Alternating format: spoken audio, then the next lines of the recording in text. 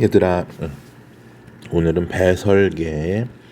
자, 배설계라고 하는 것은 뭐냐면 오줌 같은 것들, 즉 노폐물을 몸 밖으로 내보내는 과정을 우리가 뭐라고 불러주고 배설이라고 불러주고, 이 배설을 하는 기능을 가진 기관계들을 합쳐서 우리가 배설계라고 얘기를 한다라는 거예요. 자, 그럼 노폐물의 종류가 뭐가 아이고 미안. 노폐물의 종류가 도대체 뭐가 있느냐? 우리가 먹는 탄수화물과 지방과 단백질. 탄수화물은 탄소와 수소와 산소, 지방 탄소와 수소와 산소, 단백질 탄소, 수소, 산소, 질소로 이루어져 있어요.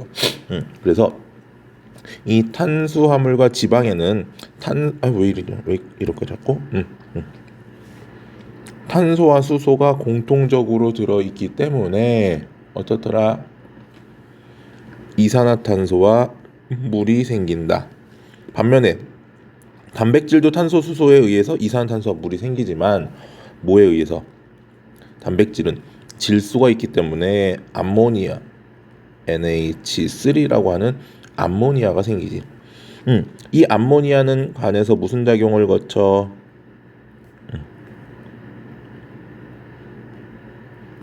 해독 작용을 거쳐서 뭘로? 요소로 전환이 됩니다. 이때 이 요소는 콩팥으로 이동을 해요. 자, 그럼 이산화탄소 같은 경우는 어디를 통해서, 우리 지난번에 얘기했던 호흡기를 통해서 날숨으로 빠져나가고, 물은 일부가 날숨을 통해서 무슨 형태로? 입김의 형태로, 나머지는 콩팥을 통해서 오줌의 형태로 빠져나간다. 그래서 공통적으로 탄수화물, 지방, 단백질은 이산화탄소가 만들어지고 폐에서 날숨 형태로 나간다. 즉 얘들은 호흡계를 통해 빠져나가는 거고, 두 번째 탄수화물, 단백질, 지방에서 공통적으로 나오는 두 번째 노폐물 물입니다. 이 물은 폐에서 날숨으로 나가거나 콩팥에서 오줌으로 나간다. 즉 호흡계 또는 배설계를 통해서 빠져나간다라는 겁니다. 마지막 단백질 뭐가 나온다? 암모니아라는 게 나온다 그랬죠. 그래서 이 암모니아는 독성이 강하기 때문에 간에서 독성이 약한 요소로 바뀐다. 이게 해독작용이라고 불렀어요. 자, 이 해독작용에 의해서 콩팥을 통해 오줌으로 나간다. 즉 얘는 배설계를 통해 빠져나간다. 자, 그럼 우리 배설계의 구조를 보자고요. 배설계는 콩팥, 오줌광, 방광, 요도 등으로 이루어져 있고요. 자, 이 콩팥은 다시 겉질과 속질과 콩팥 깔때기, 그래서 우리가 콩팥 겉질, 콩팥 속질, 콩팥 깔때기 이렇게 얘기를 나눕니다. 자, 이 콩팥 겉질에는 사구체, 보먼주머니, 세뇨관이라고 하는 친구들이 있는데 요걸 우리가 뭐라고 불러? 네프론이라고 불러. 그래서 자, 콩팥은 주먹만한 크기로 양쪽에 좌우에 하나씩 있더라라는 거고, 노폐물을 걸러 오줌을 만들고요. 콩팥 겉질, 콩팥 속질, 콩팥 깔때기 세 부분으로 구분이 되고, 겉질과 속질에는 네프론이 있는데 이 네프론은 오줌을 만드는 단위입니다. 그래서 사고체, 보먼주머니, 세뇨관으로 이루어져 있고요. 자, 사고체라는 건 모세혈관이 실타래처럼 돌돌돌돌 말려 있는 걸 우리가 사고체라고 불러요. 여기 있습니까? 그 다음에 보먼주머니는 사고체를 둘러싼 주머니 모양의 구조를 얘기를 합니다. 그리고 세 번째 세뇨관. 세뇨관은 보먼주머니를 싸고 있는 가늘고 긴 관을 우리가 세뇨관이라고 얘기를 합니다. 자, 그래서 이렇게 콩팥에서 오줌을 만들고 나면 이 오줌은 오줌관으로 이동을 해서 콩팥과 방광을 연결해주는 관이고, 오줌관을 통해서 어디로 간다? 방광. 그래서 오줌이 모아지다가 어디를 통해서? 요도를 통해서 몸 밖으로 나가게 된다. 세뇨관들을 연결하는 거, 요걸 우리는 집합관이라고 얘기를 합니다. 집합관. 됐지요? 넘어갈게. 자, 그러면 이 오줌은 어떤 과정에 의해서 만들어지느냐? 첫 번째, 여과. 여과라는 건 크기가 작은 물질들이 사구체에서 봄원 주머니로, 이거 굉장히 중요해. 어디서 어디로 가는지, 무엇이 가는지.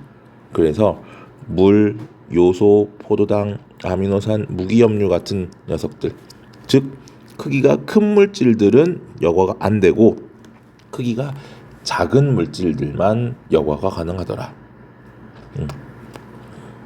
이렇게 밑에 그림에서 이런 식으로 사구체에 있던 물질들이 어디로? 봄원 주머니로 이동하는 걸 여과라고 불러준다. 그럼 여과된 물질을 우리가 뭐라고 불러주느냐? 원료라고 불러주고요. 여과액.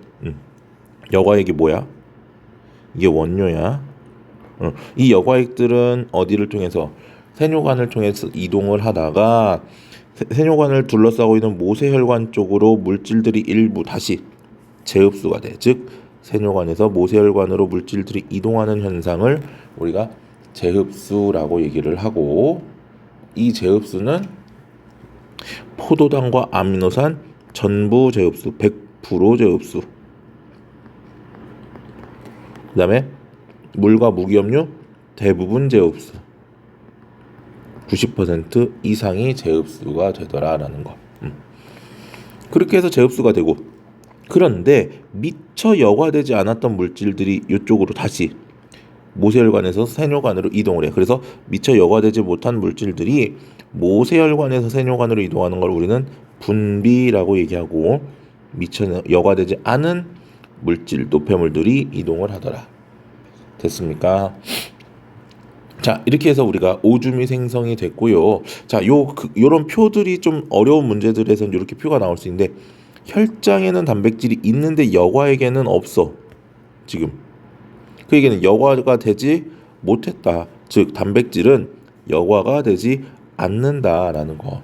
근데 포도당의 여과랑 혈장과 여과에게는 있는데 오줌으로는 여과가 되질 못. 아니, 오줌에는 지금 포도당이 없지. 그 얘기는 여과는 되지만 여과된 후 전부 재흡수되더라. 그러니까 포도당도 그렇고 또도 뭐도 아미노산도 그렇고 이렇게 여과가 된 후에 오줌에는 그 물질들이 남아있지 않는다. 마지막 요소는요, 혈장과 여과에겐 있는데 오줌의 농도가 굉장히 커져. 오줌에서의 농도가 크게 높아지는 이유는 물이 재흡수가 되면서 농도가 진해지기 때문이더라라는 거지. 무슨 말인지 이해됐습니까? 자, 그 다음에 이제 세포호흡과 기관계인데요. 세포호흡이라는 건 이거 지난번에 얘기했었어. 뭐와 뭐에 의해서? 영양소가 산소가 반응하여, 반응물이야, 반응물. 뭐와 물과 이산화탄소, 요 두 개는 뭐라고 불렀지? 생성물이라고 불러주고, 그 과정에서 에너지를, 살아가는 데 필요한 에너지를 얻어내는 생명활동에 관련된 에너지들을 얻는 과정입니다.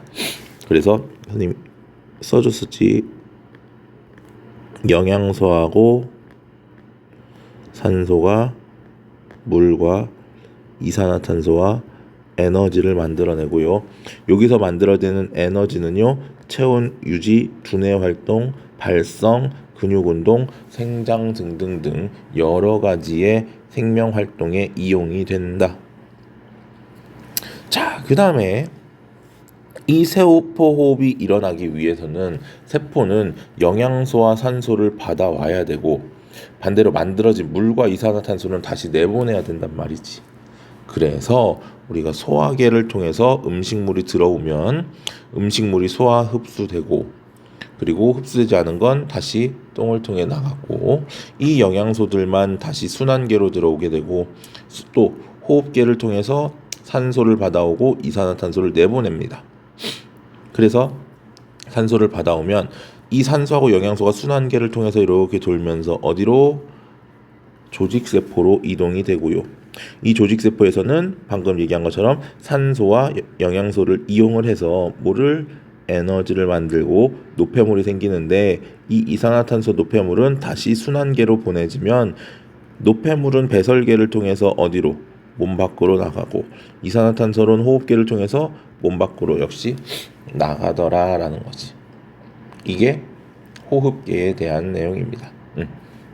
호흡계는 기관계의 상호작용이야. 기관계의 상호작용 굉장히 중요한 내용. 그래서 배설계하고 기관계 상호작용까지 얘기를 해서 소화계, 순환계, 호흡계, 배설계 그리고 기관계 상호작용까지 우리가 얘기를 했고 아마 이번 시험 범위에서 가장 문항수가 많이 출제되는 범위가 여기가 될 것 같아요. 이 단원이 통째로 4개가 다 들어가 있기 때문에 자, 요거까지 설명을 하고 다음 거 선생님이 또 찍어서 올릴게요.